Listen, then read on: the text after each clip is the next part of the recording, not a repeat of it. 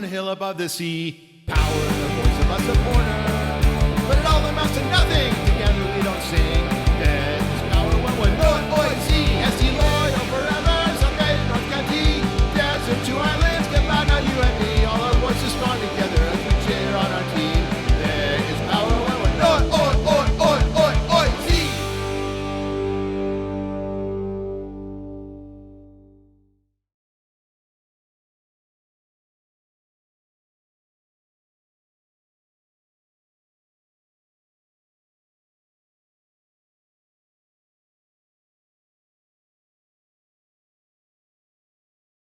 It's hard emotionally to process kind of what happened in March. We had or loosely planned watch parties all across the county. Small group watch parties. All of our affiliates, Second Chance, Three Punks, and Thorn Brewing held watch parties. Stone Brewing also held one for the club. It's our first watch party. It wasn't a massive event. It wasn't a massive home game where I got to get there 5 hours early for setup and I can't leave for 2 hours after. And it was just a day I could go to a brewery with my wife and my son and meet people and have a couple beers and watch a game. But there were, we were all scattered around the county to watch that game. And so I was at Three Punk Ales. There was 6 or 7 of us there. And right as we're leading up to that game kicking off, the sports that are happening on the TVs around us, the NBA announced that they had canceled their whole season. And we were like, oh, that's a bad sign. When one of the big four is making this call, this is coming. And as people were walking in, they had another piece of news of dear Tom Hanks had it, dear all these different things that we were learning about, specifically that this was going to most likely, and especially in California, shut this down. Between that Saturday and that Wednesday, it seemed to go from to whoa. I remember I talked to Ricardo earlier that day, and he was even, he wasn't even sure they were gonna play that match in Tacoma. They had already traveled. So we kind of watched that game knowing that there was going to be a suspension of play for a little bit. I mean, at that point, we didn't realize we were going to be talking 9 months later. My take at the time was it was going to be a short hiatus. We were going to do a month or two. I was optimistic that my country would have their game together and we would be 6 weeks later, okay, we've got a hold of this now. We had been working so hard up until March 7th, and we were then in preparation for the next home game. And then the news drops that we're not going to be able to have a next home game. And then as it became more and more dire and more serious and we saw more and more sports, we watched the EPL shut down, we watched the European League shut down, the international plays shutting down. We're watching Major League Baseball talking about pushing. We realized this is going to be a little bit longer. What are we going to do to keep people aware and awake and paying attention? We had conversations in our leadership Slack channel, just like nobody knows anything, right? We don't know what this season's going to be like. We don't know what the next few weeks are going to be like. We had geared up so much and we're so ready for an entire season, and all we got was one game, and it was devastating. I mean, all that work that we already talked about, all that work that we put up from December of 2018 with just Daryl, me, Ricardo, and Warren, all the way up until March 2020. We got one game out of it, one day. It was hard. In preparation for that, we just didn't know what we were going to do. And honestly, I think maybe there was a couple of weeks where we were just so confused and so out of it, not knowing what was going to happen, that we all kind of decided to take a break. So I think we just kind of all shut down a little bit mentally, and everybody kind of went away for a bit because we were trying to figure out what was happening. We quickly brainstormed what are we going to do? This is weird. I've never been through anything like this, right? Usually I'm used to being the one that has the answers. If somebody's like, well, what are we going to do for this or that? I can come up with something. And this time I just didn't have any answers. And so I think this is when we really had to work together to come up with how do we keep this group feeling together without actually being there in person and being together. Now, looking at that specific moment at Thunderhawk, it was really laying the foundation. It was putting in these blocks that we didn't even know would save us 6 months down the road when we have this crisis of what do we do as a group, how are we structured, where's our organization, what does who and what do, and everybody trying to find a creative path to not only prove kind of their function, but also prove the model, which is a collective-owned responsibility to show support for this club in some way. And so, we kind of got it locked in real early that we were going to give a percentage of sales and a percentage of membership that was all going to go back to communities. And while we had grand ideas for what that was going to be, that all got, we really hit the brakes. So the guys at Two Balls had a drive, and they were hooking up with Jimmy Conrad and doing the Stay Home FC stuff. And so we were like, okay, let's make a big donation to that and amplify that message. And then the Fairweather Pod was doing the thing for Athlete Ally, and we were like, yes, that's absolutely what we want to be part of. Let's do that. Some of us, went in and started doing as much as we could to create things for the group. And one of the best examples that I can give you is Travis, who is, again, the art director, and he is so good at his craft. And he found some free time to do some art and express himself. He started releasing these loyalized crests, so different crests from all different leagues around the world, and he somehow found a way to make them loyal crests or local crests, whatever worked in that sense, and then changed the colors to be our colors. Those things are epic. They have gone all around the world. When the pandemic started, like everybody else, I was doing some binge watching on Netflix and just trying to find something to find. Sunderland Till I Die. I've wanted to watch that. So watched the first season in, basically one day, and kind of got inspired, and just for something to do, I decided to do a Sunderland crest, but instead of, on the sides, add a couple of bums reaching up instead of lions, I think it is, and then, adding a couple loyal touches on it. And I'm like, yeah, this is pretty cool. In the middle, I'm like, I'll just put a big loyal crest on it. And I'm like, this could be fun, maybe I'll make a T-shirt of it and wear it. And sent it to a couple of people, and they're like, oh, that's cool. And I got a couple recommendations. Oh, hey, do this team, do this team, do this team. The Liverpool one just blew me away, and the Crystal Palace one is just incredible. And you just go down the line, and you're like, how does he even think about this? But not even how does he think about it, then he executes it. Deciding that, we need to print stickers just to give out. We were going to do, just 4 or 5 of the more popular teams that had supporters groups around town, and give them out as kind of like, hey, come check us out, it's advertising. And people were loving them. And so I think he quickly realized he needed to make some sort of set of these. The recommendations started pouring in, and I realized after a couple weeks, I was probably 3/4 of the way done with the EPL. I'm like, screw it, I'm going to do the whole league and, do something with this. We talked about it. He hit me up and he said, hey, I'm thinking about making like a set of all of these loyalized crests, and then maybe we can raise some funds for charity or something. Talking to Drew and Jerry and Tom and Steve, and came up with the idea it'd be cool to do stickers. It worked out to where we were able to create probably the coolest set of stickers I've ever seen any supporter group ever release. And I think it sold out within, like a week. They were completely gone. And Weston in the ticket office has them on his board. He was telling me the other day he uses them when he brings in new potential season ticket buyers. He points to, oh, you're a Tottenham fan? Well, look at this. This is what the SG has done, and showing him that little sticker on his little board he has at his desk, and like pulling people in. So that like the message of like, I mean, on one hand, I don't know how deep Travis thought about this, but it's like it's bringing all of us together, because most of us have foundations in other teams. We're EPL clubs, we're U.S. soccer, we're Mexico fans, we're Soccers fans. And to build that and pull it all together was awesome. And the quality of the way that he did it, I have a couple of those sets that are never going to be open because they're just too damn good.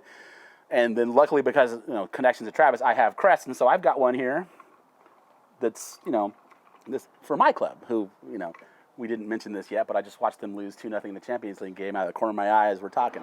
It's definitely a piece of art, I think. They're not just stickers, they're like a piece of art that you can have that Travis created. And I think that's probably one of the proudest moments for me for any project that I've been involved in artistically, where I didn't really do very much. I just offered my support. But the fact that I was a part of that and bringing that to life, I'm really proud of it. And I still have my set there, and I look at it and I'm like, man, this guy is so good. So Travis is just so talented. I think it goes back to, our leadership just having the right position and in what they do. And Travis is the perfect art director for the supporter group. Can't say enough about his talent and his motivations and how he's just a huge part of all of this. And, we do this ad nauseum, but we need to make it clear that Travis is the brains behind all of these beautiful ideas that we're just taking and running with. And where we would be without those ideas, as far as merch and our ability to be philanthropic, would be, a stunted version of where we are right now. Let's be honest. Yeah, that's if you didn't get one, sorry. It's going to be collectors for sure.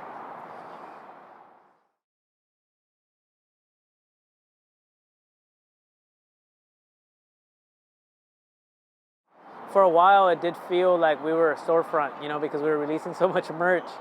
But it was because we wanted to just continue the communication and making people feel like this was still theirs and we were still here, and giving them something to wear around their house, while they couldn't get out, was really, really important.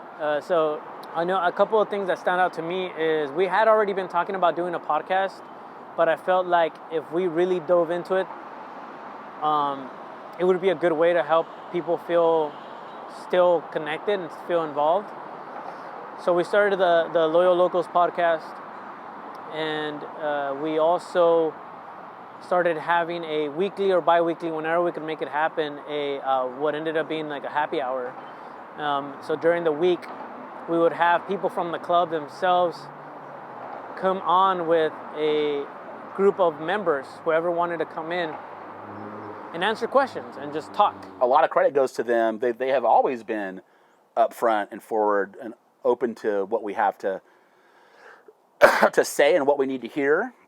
Those are some of the best moments of this entire quarantine, are seeing all of us on the same screen interacting and enjoying hearing what collectively pretty good messages coming out of them. We, got into this rhythm of, hey, let's have one of these every week or every other week. And it really worked out to kind of, again, get people back into the rhythm of seeing each other, seeing each other's faces. And even if you didn't say anything or didn't ask a question, you just hung out and you could see everybody in our little fish bowls. It still was good to know your other fish friends were out there and that we're still swimming and enjoying it and wearing our T-shirts and showing, hey, I got my merch and I like it and it looks nice. That whole time was really a difficult point of the supporter group, but it tested us and it also shown us that we're here to stay for sure. We're going to do whatever we have to do to keep this thing going. In some ways, it saved a lot of us and made this first season much more enjoyable and a lot less burned out. I think a lot of people would have been very burned out by about July, maybe, or June, is my guess, if we would have continued at that pace, just because there was no respite. It was very much little sleep, and mostly all free time would be dedicated to trying to make sure this club and the supporters group and whatever was happening was spent meeting with people and being with people. If it wasn't for this leadership group, I don't think that we would have been able to accomplish as much as we have this season. I don't think that March 7 would have looked the way that it looked without all of these 15 people in place. I don't see that happening. And it had to be these specific people too. So I'm just grateful that the people that decided to do it are still around and have pushed through this whole pandemic, and we're still getting things done, It's just, I'm really proud to call them all my friends, because it's not easy to have responsibilities at home and then still put in so much time that's needed to build this thing. So I'm forever grateful to every single one of them.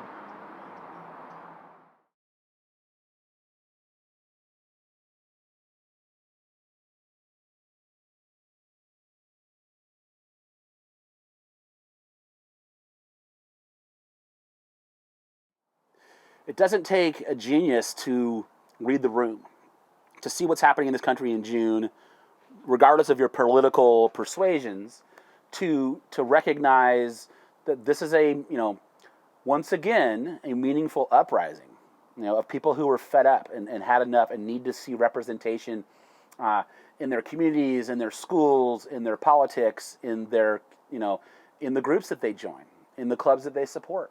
And so, regardless of where you are on the spectrum of couldn't be further from the truth or all the way in, the idea that it's being out there and it's being represented and it's maybe, maybe somebody who wasn't necessarily, it's very easy to live in a world where I have been sheltered from that. That, that my upbringing and my education and my life experience leads to me to an area where maybe I'm, sheltered, privileged, if you will. I don't have to deal face to face with that idea all the time because it's not something in my daily life. It's easy to lean back and go, yeah, I totally support it. Have at it. It's another thing to say, no, I support it, and I'm gonna wear a shirt that represents it. I'm gonna live a life where I take a stand and I make that stand public. For a club in the middle of an economic struggle, where let's be honest, their revenue is cut by no ticket sales, and I don't know how the TV thing went, but that had to have been impacted. That is representing a community that is experiencing incredibly high numbers, and people are very isolated. We've got unemployment going through the roof, and the money I have in my pocket to support a club is limited. For the club to then make a stand and then talk about where they were going and why they were doing it. I don't know what the sales numbers on those jerseys are, but I don't know a member of leadership yet that doesn't have one. It's one thing to take a knee before a game. It's another thing to raise a fist, to acknowledge that it's happening. That's, lots of clubs are doing that. It's to wear an armband, to make this, still a serious statement, but to do it in a not as permanent, I guess. To take that idea and put it into an entire kit, and then to sell that kit with purpose and meaning, and then to have messages coming from my coach, from our front office, from our owner, to absolutely solidify exactly what we're talking about and why you have this idea, and then to really run with that. They didn't just wear that kit one time; they wore that kit frequently, and they backed up what that kit meant on more than one occasion. They have turned it into something that is a foundational part of the bedrock of the club. It's going out on a limb and like making a stand, the courage of your convictions to say this could potentially be it shouldn't be, but this is a divisive issue right now, and it has been co-opted by people who are trying to tear it down without understanding necessarily the facts of what's going on here. To go out there on that limb and say, we're going to do this, we're going to do it well, and we're going to stick with it, and we're going to represent it, and we're going to live it, that was pretty impressive. That was huge. And so all the kudos and applause necessary to help all of us, to stand up for the courage of our own convictions and who we represent and how we go forward was an easy thing for us to follow, most of us.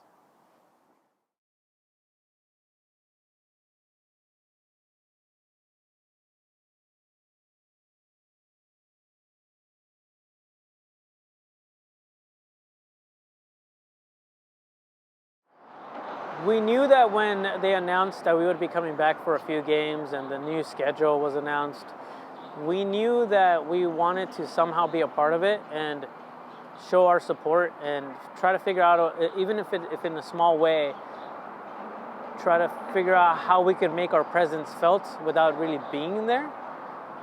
And, we reached out to the club. The club themselves also were kind of trying to figure out how they could make that happen for us, to give us a space to, again, express ourselves and kind of make ourselves heard without being able to sing in the stands.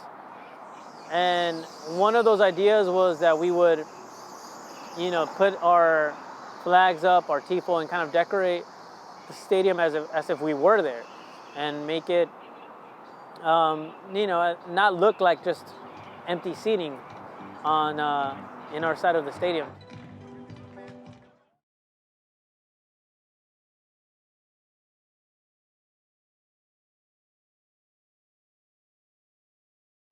I wanted it to be a surprise. Again, I asked Ricardo, can we do this? And he said, yes, absolutely. I think only Jesse saw it beforehand as well, just because he needed to be able to see it. But it was a surprise to everybody else, Landon and the rest of the players. No drums, flags. No songs filling the ears of 6,000 fans tonight. That's okay. The bleachers might be empty, But our soul is strong. Our roots are deep and our foundation is solid. I was really happy about how that turned out. Because my idea behind it was, we can't be there. And they've just suffered through a terrible period in their lives and their careers, just like we have, right? But I wanted to show the players that we are still here and we're still supporting them. We can't be in the stands, and it sucks. I mean, it sucks for everybody. We want to be there so bad. I wanted to be in that stadium every week, to lose my voice and just sing my heart out for this club and the city, but I couldn't be, right? It's not safe, so we had to stay home. And this gave us an opportunity to talk directly to the players and tell them that we're here, we support you, even if you can't hear us, even if you can't, see our support, you can't feel those drums, you can't look up in the stands when you need that extra boost of support, but we're here for you. We love you. not just this season, but every second. That you represent my city, you're representing our city. We are loyal. We are local. We are loud. All for you. All for San Diego Loyal. Cheers. I think it turned out amazing, especially under such short notice.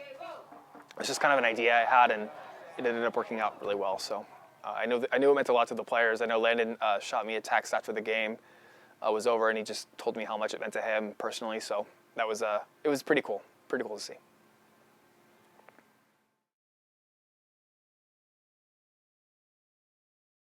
Even when we were in those non-goal scoring slumps, I never felt like this was a team that was really out of it. It was, at the end of every 90 minutes, it was very much okay, now what are the numbers to get back in? How close is that going to be? Are they going to do that? Could they phone it in? Could they say, hey, you know what, in an era of declining revenue like we're in the first year, let's switch to survival mode and just maintain the status quo and play out these last few games and maybe store some energy, store some finances, sure, for what's going to come next. I think they could have easily done that. I think they would have been able to do that with not very many people making too much of a stink about it and being like, everything else in 2020 has been frustrating as hell. Why not this too, right? And so, the way the season went, as started off okay in that week back, and then got a little frustrating. Let's be honest, we weren't maybe the offensive team that we hoped that we were for a bit there, and seeing some results that aren't necessarily going to bring in people that aren't diehards aren't going to keep watching a team that isn't doing exciting things on the pitch, doing meaningful things. Just the skill level that all four of those new guys brought was just like, this is incredible. We started scoring goals at will and dominating. Damned if it didn't pay off. If those guys didn't just fit right in like they were supposed to be an essential part of the jigsaw. It was something that I'm like, this is what I had hoped for the whole season. Definitely didn't expect, but had hoped for. I halfway through the season, I figured, well, okay, it was a good first season, and now I'm like, wow, this could go beyond everything that I imagined.